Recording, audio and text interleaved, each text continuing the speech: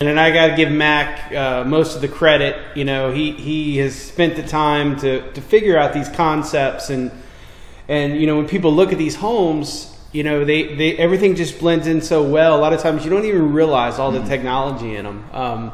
If you look at this, you might think it's on a slab, but it's not. It's on that conditioned crawl space, which provides so much energy efficiency, and so it's just really nice to actually have the model that we can show people, because we believe for probably the next, you know, 5 to 10 years, this model will be our bread and butter. You know, I mean, obviously as new technology comes out, we always stay open to it, but this technology we have here is the latest and greatest. So we don't expect any significant technological changes in the next few years, but in 10 years maybe. But right now, these are definitely probably the most high-tech homes that you can find as far as design and livability. These homes are fantastic for any phase of life, but one thing that I have learned is on a governmental level, the amount of money we spend for our senior population.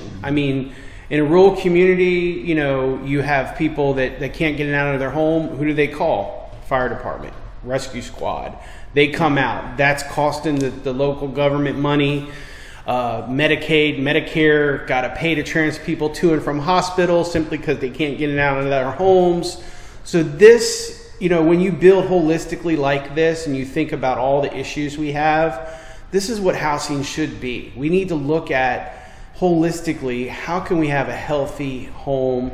How can we have a place that people can live regardless of their physical condition or any ailments they may get as they age? But these homes, if we can increase the number of these types of designs on the market, it will save our nation so much money. It's a phenomenal design. And so it changes the family's life, and ultimately it'll save our nation money if we get enough of these homes on the market. So yep. We're happy to share this design with any of our Habitat friends out there, and we'd love to see these homes going up all around the place. If you have young kids, you know, a lot of times, you know, kids, the asthma rates are getting higher and higher, it seems like, but studies show with the technology used in this home, if you have young kids in here, they're less likely to develop asthma, and if they already have asthma, they're less likely to have as much problems because they're going to be breathing healthy air continuously. Yeah. I mean, if you think about it, we spend, you know, at least 8 hours a day in our homes when we sleep breathing that air. So it's the majority of our air that we breathe is in our homes. So if we can eliminate any kind of situations in our home, you know, that's as much as half of our time that we're able to save our lungs and save our bodies from breathing contaminations. And the other thing that the Habitat of Caroline can point to is just the partnership with the schools. Boy, that is down the line when you have students who talk about they got interested in construction because of that, and you know, and especially if they stay in this area. Absolutely. And there's just so many things there that you're contributing to. You're helping. You're giving people homes. You're helping. You know, we talk about it's aging in place, but then students. I mean, you're covering everything. Well, you know what I've learned doing this over the years is, you know, if you want to go fast, go alone. If you want to go far, get a group. And so what we've done in Caroline is we've built a group. We've built a group of, you know, dedicated partners, from the schools to our contractors to the local government to the board of supervisors. And so now we got all of these people, you know, pushing us. And so when you got all the momentum, it's how you have to do it, you know, because housing, I don't know what it is. It's a dirty word.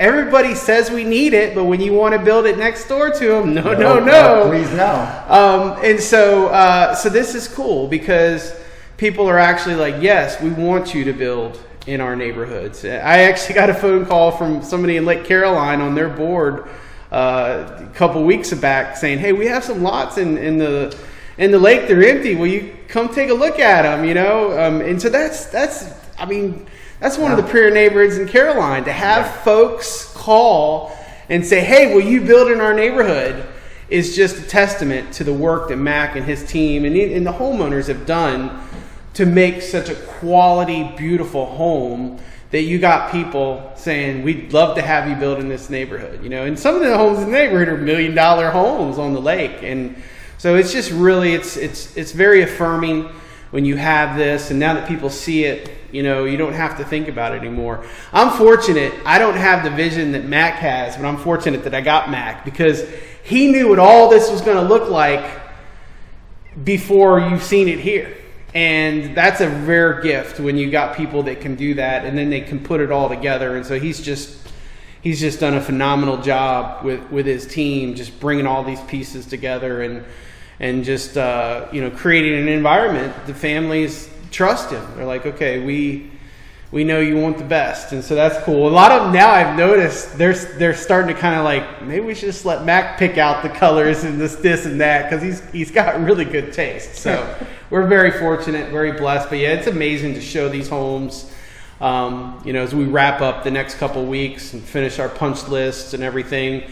So it's still opportunity for people to come out and check it out and help finish up. Like, we still got to put some shelving up in closets and little things like that. But it's a beautiful home, and soon somebody will be living here full time, and you won't be able to check it out anymore. So you can volunteer and check it out at the same time. And there's all kinds of opportunities to volunteer this fall and over the winter, and with the next build in the Ladysmith area. Absolutely. So this doesn't stop. It doesn't. Yeah. In fact, we now have full-time office staff, so we're going to be in the next couple of weeks have volunteer opportunities for the office, which we haven't been able to have for a number of years. So that's a good thing too. So all around, things are going great at Habitat, and we're very pleased to, you know, to show these homes and show what can be done when the community rallies together. You know, this is a regional effort. There's been so many people involved, and so we're very grateful to, like, Fredericksburg United Methodist Church, of course, Caroline Sheriff's Office have been a big part of it. But we've had groups come all the way from Williamsburg even. So some church groups and stuff like that. But that's one thing, you know, we are very blessed. We're able to build a lot more homes than many of our, you know, our peers. And so it does give opportunity for people to volunteer. So we got plenty of times and plenty of ways for people to get involved. It takes a lot to make this stuff happen. And we're growing. We got more staff coming, and so, yeah, a lot of things you can do to help out.